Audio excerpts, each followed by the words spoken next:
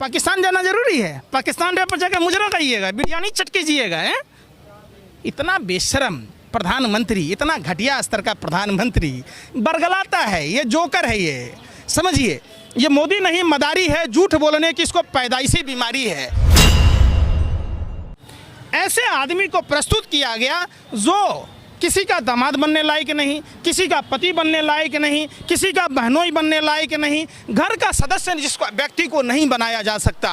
मकान मालिक भी रंडवों को मकान नहीं देती। तो बताइए, आगे नात न पीछे पगहा, बगैर लगाम का कूदे गधा। ये अपनी पत्नी का सगा नहीं हुआ, अपनी माँ का सगा नहीं हुआ, तो ये आदमी देश का सगा कैसे होगा? साधु के बेस में लुटेरे हैं देश में करता हुआ साइकिल पर जो मट्ठा बेचता था वो सबसे बड़ा व्यापारी हो गया, जो सलवार पहनकर भाग गया। 7 साल पहले एक आईएएस अफसर जो 11 में लेखाकार परीक्षक के सीईओ हुआ करते थे, फर्जी घोटाला निकाला 2G में, उसने दलाली और भरवागिरी की। हाँ, गोरे अंग्रेजों की दलाली में जो लोग देश के गद्दार थे, जो देशद्रोही थे, वो अंग्रेजों के यार थे। और सावरकर गोरे अंग्रेजों का दलाल था, भरवा था। 60 रुपया महीना पेंशन गोरे अंग्रेजों से लेता था।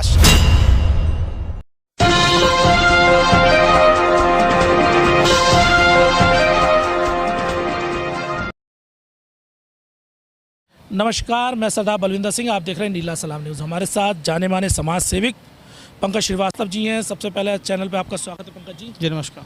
पंकज जी, लगातार जिस तरह से देश में चुनाव क्लोज आ रहे हैं, हिंदू मुस्लिम का मुद्दा बढ़ता जा रहा है और कहीं ना कहीं ये देखने को हमें त्रिपुरा के अंदर भी देखने को मिला है। और त्रिपुरा में जिस प्रकार से वहाँ पर मुस्लिमों के घर जलाए गए, मस्जिदें तक जलाई गई, उस पर सबसे पहले आपका रिएक्शन। देखिए, देश में वो लोग बैठे हैं जो जिनके बाप दादा देश की आज़ादी के समय गोरे अंग्रेज़ों की विचार को मानता था, उसके आइडियोलॉजी को मानता था। गोरे अंग्रेज़ों ने फूट डालो और शासन करो की व्यवस्था अपनाई और सावरकर गोरे अंग्रेज़ों का दलाल था, भरवा था। 60 रुपया महीना पेंशन गोरे अंग्रेजों से लेता था। सावरकर का कोई जीजा और फूफा नहीं लगता था गोरे अंग्रेज, जो उसको इकलौता 60 रुपया महीना पेंशन देता था। आप समझिए, सावरकर वही है जो 1937 में अधिवेशन में द्विराष्ट्र के सिद्धांत को पारित किया था।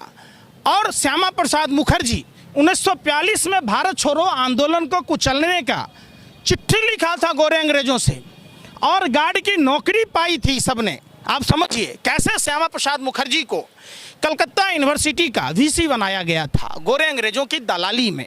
जो लोग देश के गद्दार थे, जो देशद्रोही थे, वो अंग्रेजों के यार थे। जो अंग्रेजों के यार थे, आज देश में ऐसी सरकार है कि उसको महिमा मंडन कर रही है। जो राष्ट्रपिता महात्मा गांधी का हत्यारा गोडसे, देश का पहला आतंकवादी, देश का पहला हत्यारा, उसको महिमा मंडित किया जा रहा है। तो जाहिर सी बात है, देश में सब चीज़ एक साजिश, षड्यंत्र और प्रयोग का नतीजा है, जिसके कारण देश को गर्त में जाना पड़ा।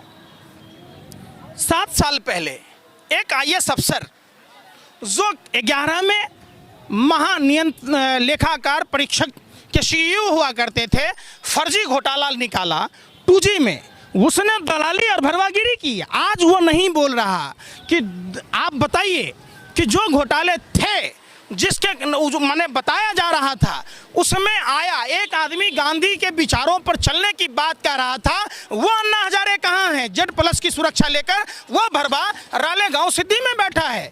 तीसरा आया साधु के बेस में लुटेरे हैं देश में करता हुआ साइकिल पर जो मट्ठा बेचता था, वो सबसे बड़ा व्यापारी हो गया, जो सलवार पहनकर भाग गया। चौथा आई अपने आप को ईमानदार IPS किरण बेदी समझ नाम सुना होगा, क्या कि उपराज्यपाल बनकर सत्ता की दलाली में चुप और मौन हो गई।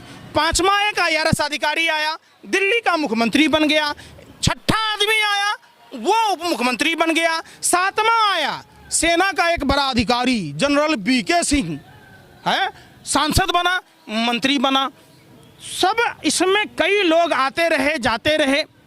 सबको कंपाइल करके नरेंद्र मोदी एंड टीम ने देश के साथ धोखा दिया। ऐसे आदमी को प्रस्तुत किया गया जो किसी का दामाद बनने लायक नहीं, किसी का पति बनने लायक नहीं, किसी का बहनोई बनने लायक नहीं, घर का सदस्य जिसको व्यक्ति को नहीं बनाया जा सकता, मकान मालिक भी रंडवों को मकान नहीं देती। तो बताइए, आगे नात न पीछे पगहा, बगैर लगाम का कूदे गधा। ये अपनी पत्नी का सगा नहीं हुआ, अपनी माँ का सगा नहीं हुआ, तो यह आदमी देश का सगा कैसे होगा? शोले फिल्म देखा है ना आपने? गब्बर का कोई नहीं था, फिर भी गब्बर डकैती डालता था। नरेंद्र मोदी का भी कोई नहीं है, वो शोले के गब्बर की तरह डेली नया नया टैक्स लाता है। लोग अखबार देखते, पेपर देखते, तो लोग ये कहते कि पेट्रोल डीजल के नाम पर नरेंद्र मोदी ने पॉकेटमारी कितनी की, गैस के नाम पर पॉकेटमारी कितनी की।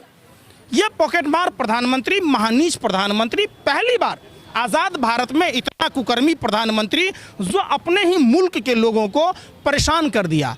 ये आज तक से आंखें लाल करके दिखाने की बात कहने वाला, एक सर के बदले में 10 सर लाने की बात कहने वाला, ये नहीं बता पाया कि पुलवामा घटना में 300 किलो आरडीएक्स कहाँ से आए, 50 किलो जेलेटिन कहाँ से आया, कार कहाँ से आया। ये नहीं बता पाया जो भारतीय जनता पार्टी के चुनाव पर टिकट लड़ने वाला तारिक हथियारों का सप्लायर के पास में हथियार कहाँ से आया। ये नहीं बता पाया कि गलवान में जो भारत माँ के वीर सपूत शहीद हुए उसको ट्रैक्टर सप्लाई करने वाला भाजपा का नेता कौन है, जो अपना ही टेलीफोन एक्सचेंज स्थापित कर ध्रुव सक्सेना, जो कैलाश विजयवर्गीय का राइट हैंड, कैलाश विजयवर्गीय का नाम सुना है ना, भाजपा के जनरल सेक्रेटरी हैं, समझिए उनका राइट हैंड, जो भारत की खुफिया जानकारी पाकिस्तान को दे रहा था, ये कैसे ये सिस्टम डेवलप कर पाया? क्या सरकार को नहीं पता चली?